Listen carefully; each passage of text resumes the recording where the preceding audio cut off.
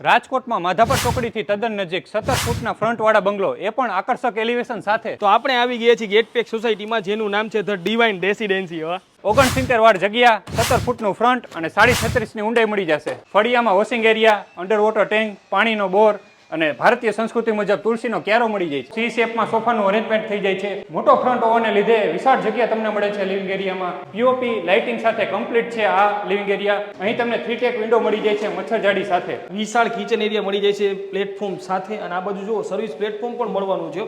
તેમાં તમને ચીમનીના point, આરઓનો point, અને આ બાજુ આવો વિશાળ વોશિંગ એરિયા પણ મળવાનો છે. આવો આપણે ફર્સ્ટ બેડરૂમની મુલાકાત લઈએ. તેમાં તમને જો પીઓપી લાઇટિંગ અને માર્બલના કબાટ બિલ્ડર કરીને જ આપે છે. અને આ બાજુ જુઓ તમને અટેચ ટોયલેટ બાથરૂમો. ચાલો ફર્સ્ટ ફ્લોરની વિઝિટ કરીએ. હવે આપણે સેકન્ડ બેડરૂમમાં આવી ગયા છીએ. જોઈ શકો છો પીઓપી લાઇટિંગ સાથે કમ્પ્લીટ છે આ બેડરૂમ. તમને ફૂલ સ્ટોરેજ ફેસિલિટી મળી જવાની છે. કેટલો સ્પેશિયસ છે આ બેડરૂમ.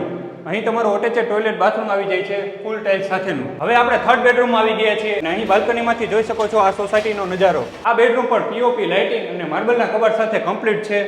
અને અહીં અટેચેડ ટોયલેટ બાથરૂમ આવી જાય છે. મોટી ટેરેસ મળી જાય છે જેમાં લોખંડના દરવાજા અને 1000 લીટરની વોટર ટેન્ક મળી જશે. સાઇટ અંડર કન્સ્ટ્રક્શનમાં હોવાથી રૂબરૂ મુલાકાત લઈને બાંધકામની ચકાસણી કરી શકો છો. સાઇટ ઉપર તમને મળી જશે. પ્રદ્યુમનભાઈ, સાઇટ વિઝિટ કરવા માટે એડ્રેસ તો જણાવો. માધાપર ચોક પછી જે મોરબી વાળો બ્રિજ આવે છે, એ બ્રિજ પૂરો થાય ત્યાંથી ડાબી બાજુ 500 મીટર ધ ડિવાઇન રેસિડેન્સ.